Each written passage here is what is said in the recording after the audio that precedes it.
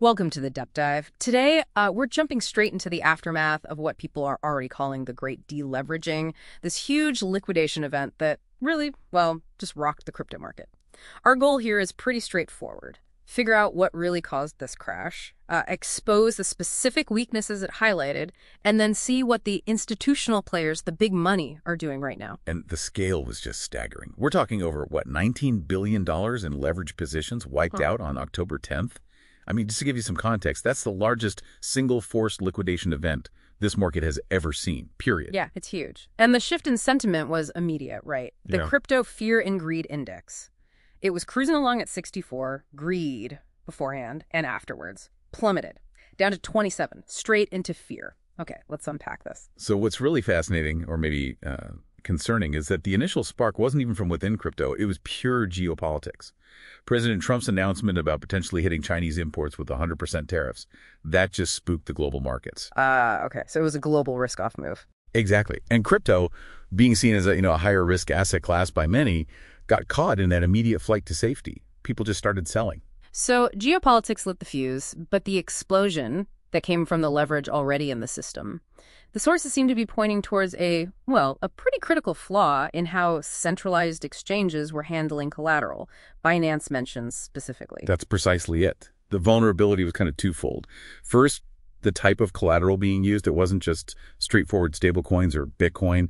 People were using these more volatile yield-bearing derivative tokens, things like USDE or WBETH, wrapped staked ETH. Right, so assets whose value is maybe less predictable, less stable than just plain ETH or USDC. Exactly. They rely on external yield mechanisms, fundamentally making them riskier collateral. That was problem number one. Okay, and number two, here's where it gets really interesting, I think. Yeah, the second part, and maybe the more dangerous flaw, was how these exchanges were figuring out when to liquidate someone.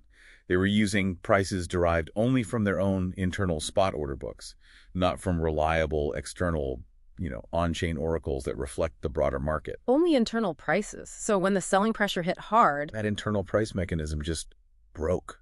It couldn't handle the volume or the illiquidity. We saw USDE, for example, apparently crash down to around 65 cents inside Binance.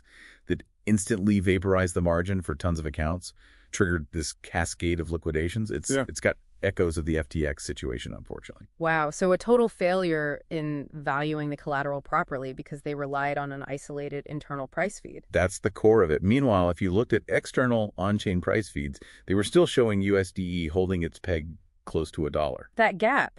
That's the systemic risk nobody saw coming, or maybe didn't want to see. The difference between the exchange's potentially fragile internal price and the real market price. Precisely. Okay, so while all that chaos was happening with leverage traders and exchange mechanics, let's zoom out. What was happening with the sort of foundational side of crypto? Bitcoin, for instance. Well, if we connect this to the bigger picture, you actually see this really interesting divergence. While all that speculative leverage was blowing up, Bitcoin's narrative, its thesis as a kind of digital store of value, actually seemed to get stronger. Stronger? How so? Its correlation with physical gold. Yeah. It spiked. Went up to 0.85, which is near its all-time high. It suggests that when things got really chaotic and speculative risk blew up, long-term holders still looked to Bitcoin, much like gold, as maybe a hedge. And we saw institutions acting on that belief too, right? Strategy, the big corporate holder. Yep. They weren't panic selling. They actually announced they bought more Bitcoin. Another 220 BTC right in the middle of that sell-off. Right. Shows conviction. Definitely. But beyond just buying BTC, there seems to be some quiet but really important infrastructure building happening. Stuff that aims to prevent this kind of chaos. Absolutely. Two big examples stand out right now. First, S&P Global. They're bringing their stablecoin stability assessments, basically standardized risk ratings from 1 to 5 for stablecoins directly on-chain. They're using Chainlink for that. S&P ratings on-chain, what does that actually let you do? Well, think about it. It's like putting Moody's or Fitch ratings directly into a smart contract. DeFi protocols, for example, could then programmatically manage risk. They could automatically limit exposure to stablecoins rated, say, 4 or 5 and favor the ones rated 1. It builds institutional-style risk management right into the code. Okay, that's pretty significant. Standardization. And the other piece, custody. Yeah, custody is always huge for institutions. Circle, the issuer of USDC, just announced a partnership with Safe. That brings institutional-grade, multi-signature custody solutions for holding USDC. It directly tackles one of the biggest hurdles for large capital wanting to move safely onto blockchain rails. Right. Security, transparency, standardized risk. Feels like the plumbing is getting seriously upgraded. So what does this all mean? Where does the market stand now? Well, the market's definitely cleaner. A lot of that risky leverage has been flushed out. But, we're not out of the woods. There are still those macroeconomic headwinds, geopolitical uncertainty is still high, and everyone's watching the Federal Reserve. Yeah. The market's pricing in, a 97% chance of a rate cut soon? That policy signal will be key. Yeah, macro is still driving a lot. But you mentioned something else before, a new narrative emerging. Ah, right. This is quite interesting. There's this powerful new convergence happening. Crypto miners, companies like Bitfarms, they're starting to pivot. They're looking at using their existing infrastructure, especially their access to cheap power and physical space, to serve the artificial intelligence and high-performance computing markets. They're even hiring energy bankers to help manage this transition. Wow. Miners becoming AI infrastructure providers. Right. Potentially a massive re-rating story.